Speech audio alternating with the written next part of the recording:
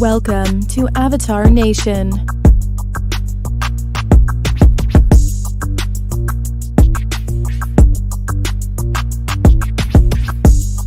Avatar Nation.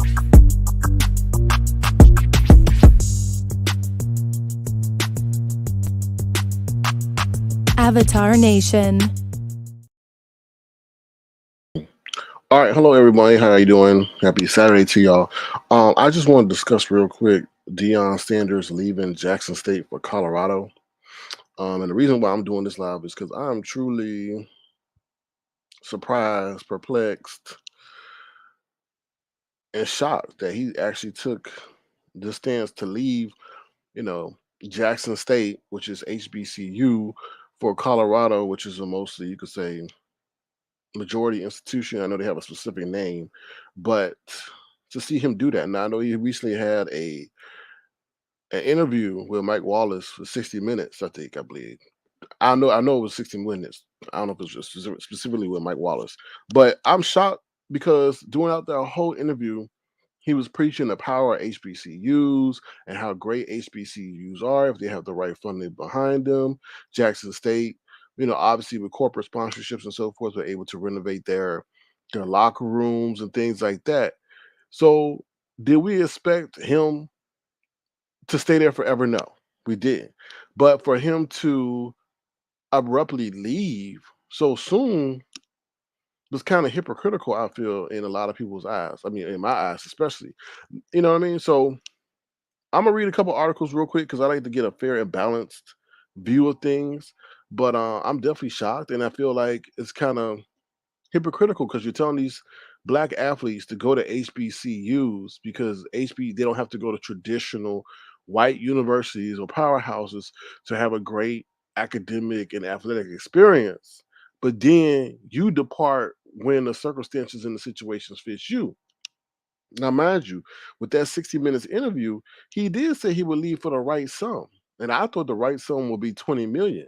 Now he's leaving for 5 million. And also there are some incentives in that package as well.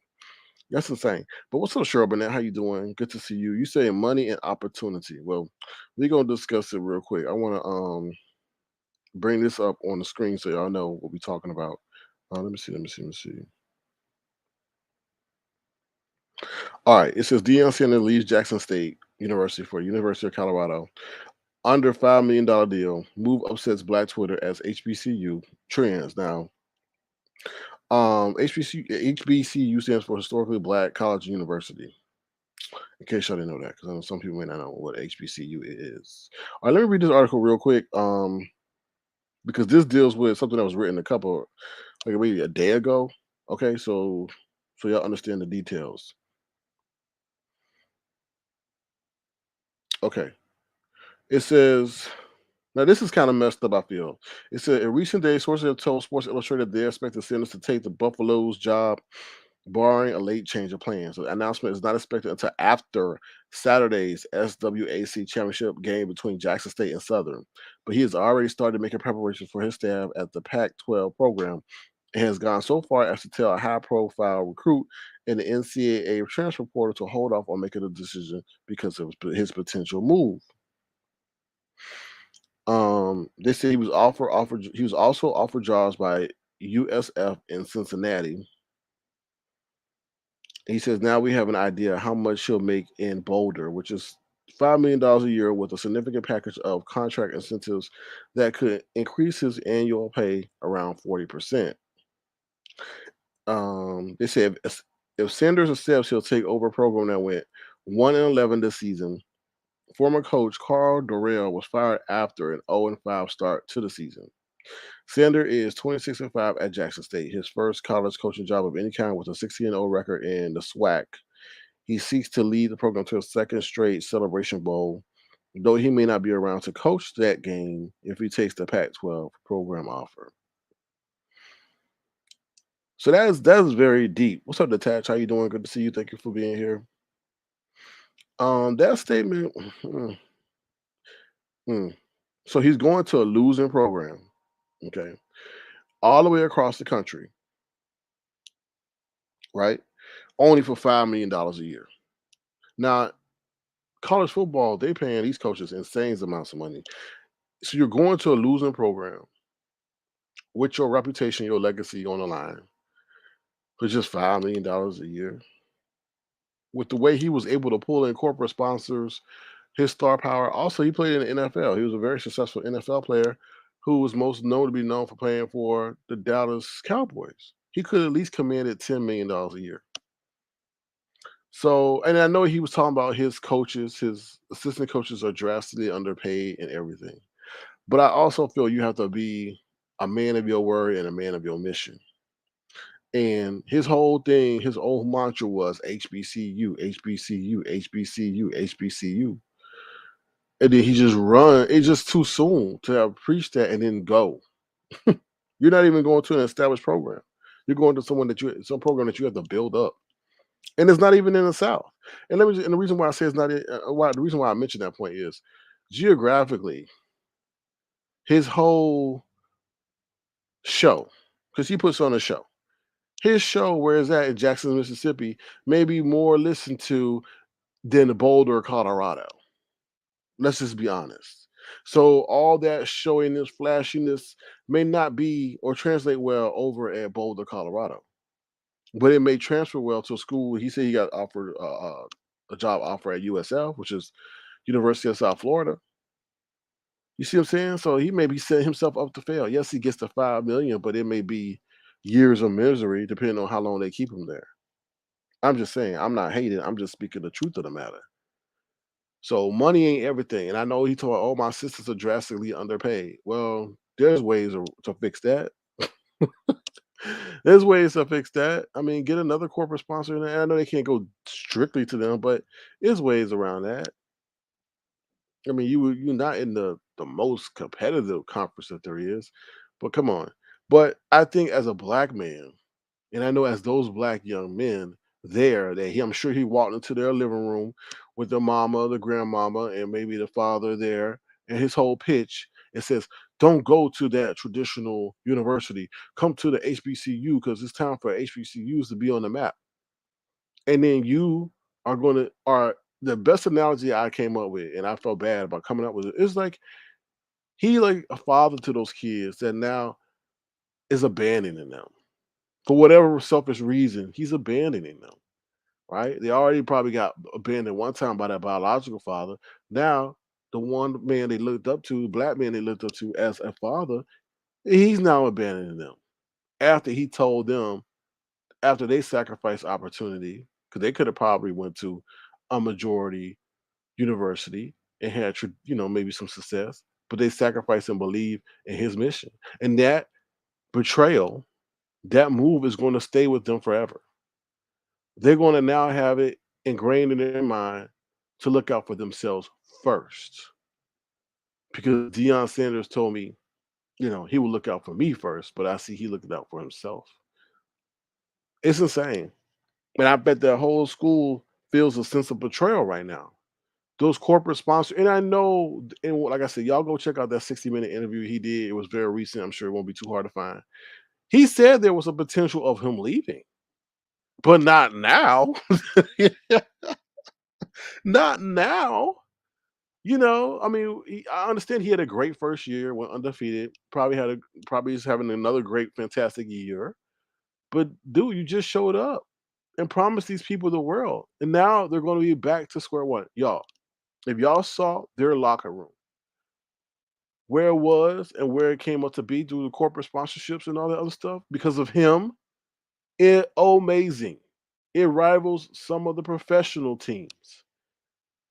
Now, mind you, when a corporation or people donate in that great scale that fast, they feel that you're going to be around at least 3 or 4 years, not bolt 1 year after you get it.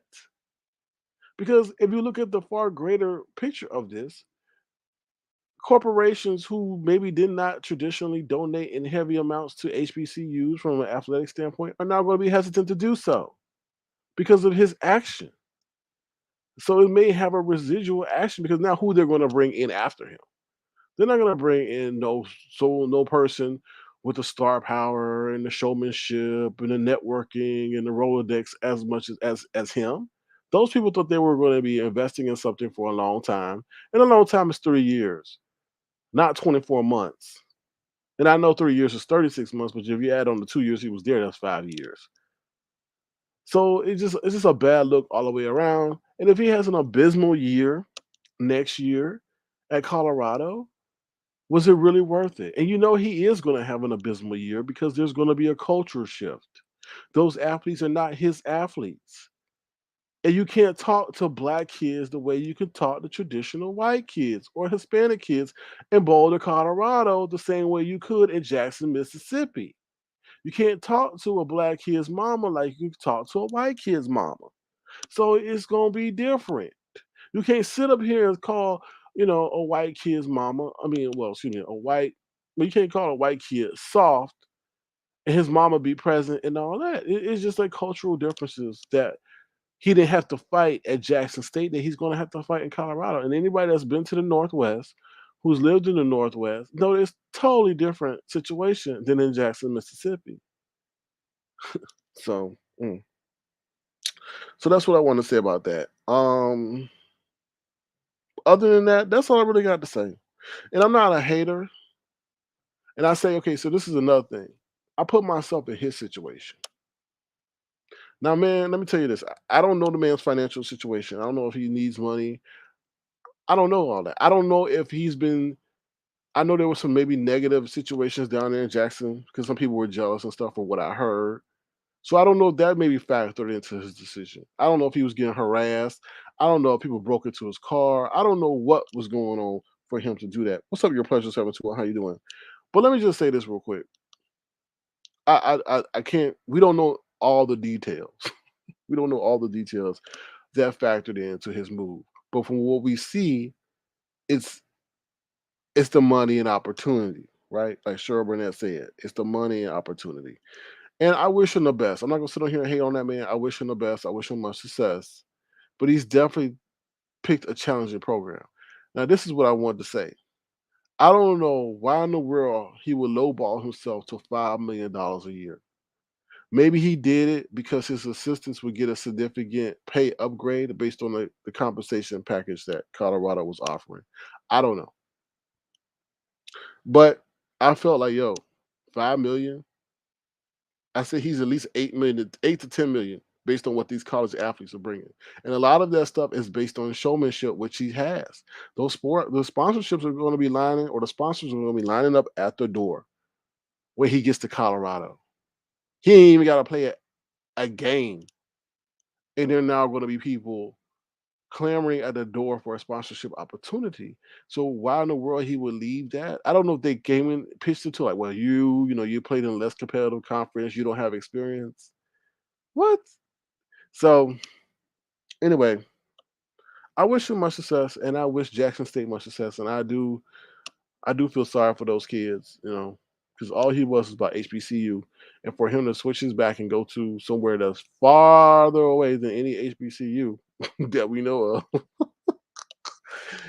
cannot be more hypocritical and contradictory within itself. So, Cheryl Burnett says some of those young men are going to be disappointed in him.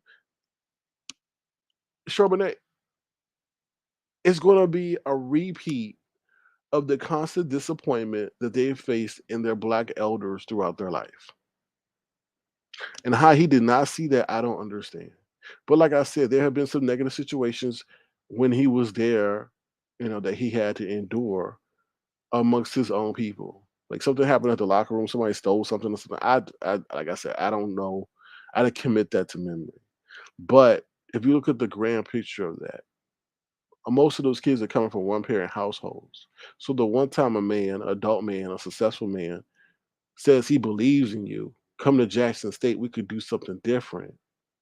We could change the world. He bolts before it even happens or comes to fruition. Yes, he had a great year at the first year, but I'm talking about building something of foundation, and that takes 3 to 4 years, and then you bolt. But as we know, sure, in life, you have to go when the opportunity is hot because who knows what happens? Who knows what may happen in this day? You've been a shoulda, coulda, woulda. So Like I said, but I mean, damn, all the way in Colorado, and I'm not hating on Colorado, but it's just like I say, from a cultural standpoint, it's going to be hard to bring that culture over to Colorado because Deion Sanders talks to people a certain way. And you can only talk to people a certain way if you're part of a certain culture. Now he may have multiple personality shows where he could flip a switch and know how to talk to a different demographic, but I doubt that. I doubt that. So, and then let's just say this: when you get to Colorado, they're more academically inclined. So the faculty may not be too happy about him coming in and being all about the show when they might want to be traditional. And those who've been in academic, what they call it, not academic America, but in academia, know how much, the faculty like to complain, especially about athletics. So if he comes in there with a show and overshadows what they're doing from a academic standpoint at Colorado, that may cause some tension. Where I'm sure at Jackson State, the faculty all in at the football games. They love football. They love that's part of the spirit. But when you get into academia, that kind of side, that kind of on that side of the country, it's different. It totally is different. And like somebody said, I was reading today, the academic standards are going to be harder, right? Are going to be harder. It's going to be stricter. So did he factor that in? Also, you have to be careful what kind of athletes you bring to certain parts of the country, right? And what I mean by that is an athlete that was planning to join him at Jackson State may have a great adjustment period. But if he's trying to bring that same athlete over to Boulder, Colorado, that adjustment may not go so well because the whole atmosphere is a complete 360. And you know what I mean? Just read between the lines. You go from a predominantly black athletic and academic environment to now a majority white environment. That does something to some people, especially for those who live in black communities all their life. Now you tell them to be, I'm sure he'll be able to figure it out. But is that part of his show? So that's all I really got to say. I'll drop the link in case anyone wants to come up and share anything that they think about this. I don't know. Like I said, I'm sad kind of because, it's a perpetual cycle that is repeating itself in the black community, to be honest. And I think it's based on his mission and what he said he was all about, right? Which was building HBCUs and showing that they can succeed as an athletic program and they can be successful and they can eventually challenge the big boys. Like we never even got a chance to see the Alabama versus Jackson State. Everybody was like, "Oh my God, that would be a great."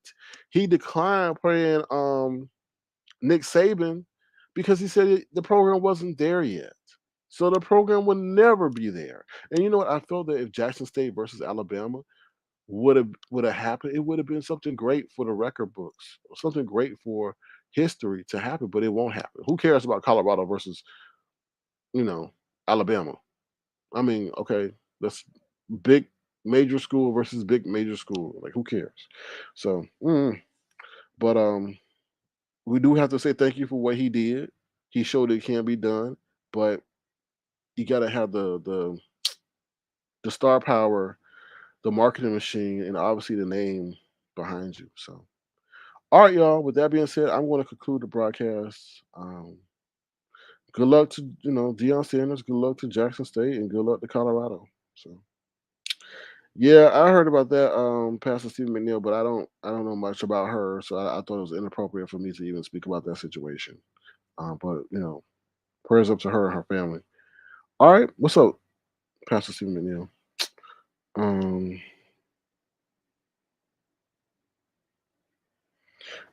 I'm gonna just remove your comment because I really don't know where you're coming from.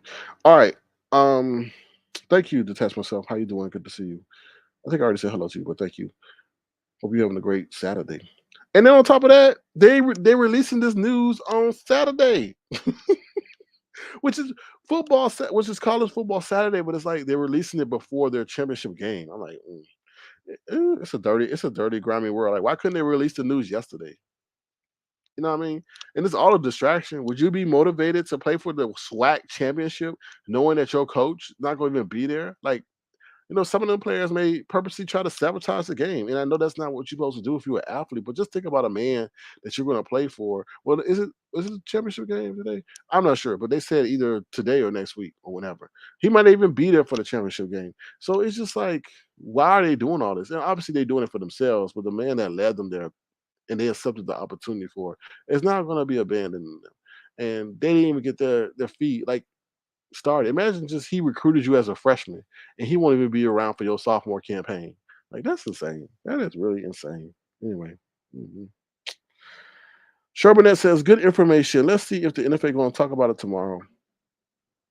It'll be interesting because he's still in the collegiate ranks.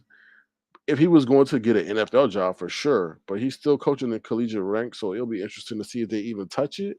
But they may because he's a former NFL player. So who knows? It's sad, to be honest with you. But I understand money is the thing that makes this world go round. And I can't sit up here as a man and criticize another man for taking an opportunity. I just felt like it was against what he preached to those kids. And he was in a great period, in a great place to make something historical happen. But obviously, he maybe saw things differently. And I knew that he knows that the school can't afford to pay him what he wants. So, he went on and did what he got to do and take care of his assistants at the same time. We never know what goes on in the background. And we never know what decision or what situation factored into his decision. So, all right. With that being said, I'm out of here. Thank y'all for your engagement. I appreciate y'all. And have a good weekend. Have a good Saturday. All right. Take care. Feel free to turn to the live. Please subscribe to the channel. If you want to, feel free to make a gesture to $sign Crown. I know y'all ain't got $5 million to donate to the show, but whatever you can will be truly appreciated. All right, y'all. I'm out of here. Have a good one, y'all. Bye, y'all. And okay, before I say bye, this is a life lesson that I hope these kids learn. You have to look out for your self-interest in this world. You do things to help your fellow man to live in the right path to God. But ultimately, you have to look out for yourself. Because if you look out for another man, that man may change direction and may F you up in the process. So at the end of the day, you have to look out for yourself, right? You can't depend on nobody and say, well, he told me he's gonna be here for 4 years, so I'm gonna do everything as if he's gonna be here for 4 years. You always gotta look out for yourself because you never know how people may change and what they got going on in the background to better themselves. And that's a life lesson that these young men hopefully will take and prepare them for the real world. You can't sacrifice for another man, especially when you don't know if that man will sacrifice for you. All right. And that's what I want to say. Okay.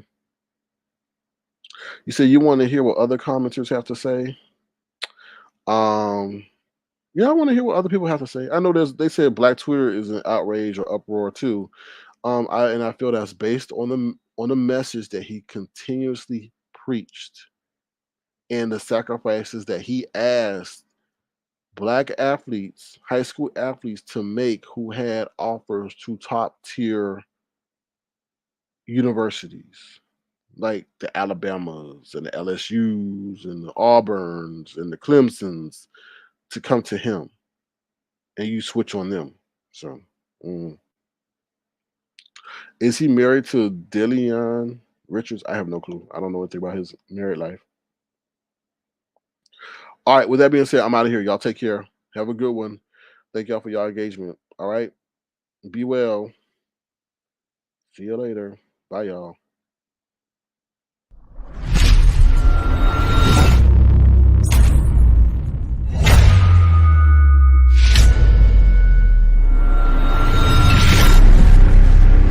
Avatar Nation.